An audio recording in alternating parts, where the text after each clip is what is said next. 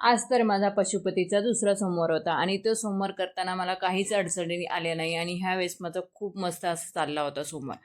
संध्याकाळची पूजा तर करून गेले होते. संध्याकाळचा व्हिडिओ मला तुम्हाला तुमच्यासोबत शेअर करायचा होता. मागच्या वेळेस माझी जी फर्स्ट थाळी होती ती त्या थाळीला मला खूप छान असा प्रतिसाद भेटला होता आणि सकाळी मी अशी पिशवी घेऊन आले होते आणि तीच पिशवी घरी जाऊन नेऊन ठेवली होती आणि येताना त्याच्यामध्ये फक्त आपले जे कणकीचे दिवे बनवले होते ते घेऊन आले आणि प्रसाद एका डब्यामध्ये घेऊन आले.